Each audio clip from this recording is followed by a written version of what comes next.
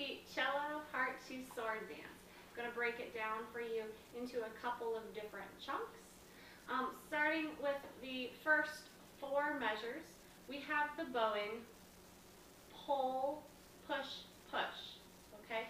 Long, short, short, okay? So make sure that you have that coordination of pull, push, push, and those push pushes are nice and short, like you're doing the robot or something like that, okay? This is between your open A and your open D. Okay?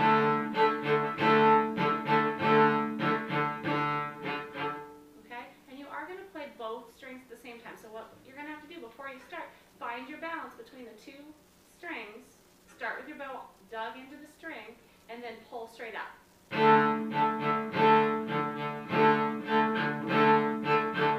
Okay? Then when we get to 5, you're going to start your melody. And you'll notice that you're going to crescendo that first measure, just like in Kim Burke's song, when you want to crescendo into what you have there. Okay? Also, notice your quarter notes at like 6, 8, 10, and 12, etc. have dots on them. So they're going to be nice and short. Okay? Your 8th notes are going to be a little longer. Just those quarter notes are going to have the dot. All right, let's do that first section. This is going to be from measure 1 until the end of measure 20. Keep that doorknob turned towards your feet so that your pinky is over that blue tape. Okay? Find your balance between the 2 strings. 1, 2, and ready, go.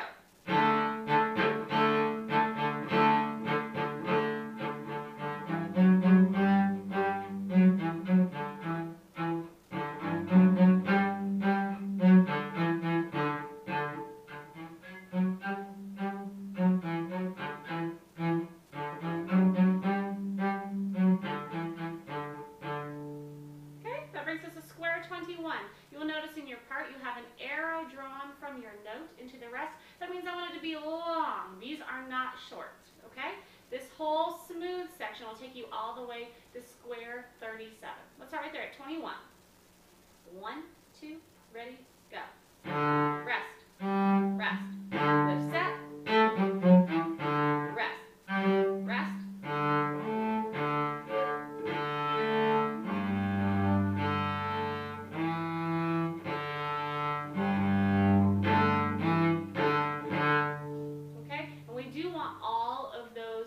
Double stops to have an equal balance to your sound. Okay, so again, you're going to find that balance in between the 2 strings and rock back and forth. Lots of elbow action will lead to you finding the right level for all of those.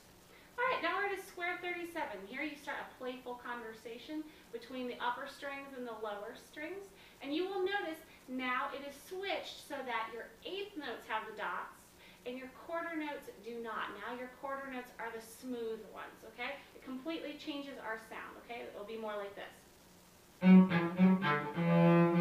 Okay? Short, short, short, long, long, okay? Let's try it. Starting right at 39, no need to count our rest there at 37. Okay? Turn your doorknob towards your feet. Set your bow on the string, start from in the string. 1, 2, 39, go. Rest, rest. Rest, rest. Rest, rest, rest, rest.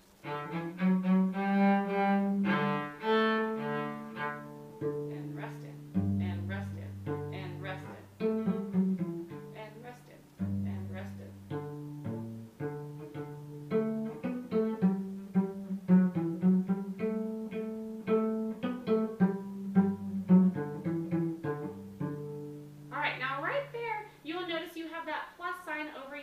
That is going to mean you're going to pluck that D with your 4th finger. What you're basically going to do is make that rainbow, and you're going to scoop it around. Okay, you're going to scoop your pinky and swipe it. Now, the reason why we're doing this is we do not have a rest between our note, that is pizzicato in 68, and our first bowed note in 69. So what we're going to need to do is use our left hand to pluck your last D so that your bow hold can get prepared and your bow set on the string, so you're not late for the first note of 69.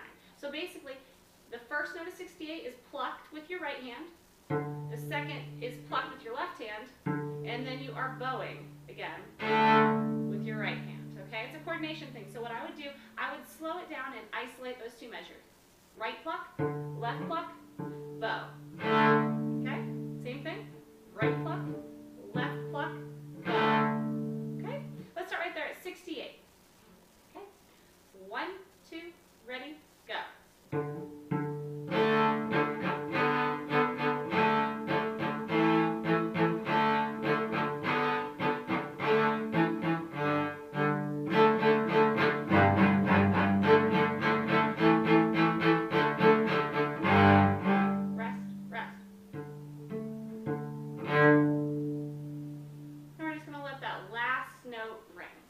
Remember, each measure rest is only 2 counts, okay? It's not a song that's in 4 counts. You're only counting 2 beats rest in each time, okay?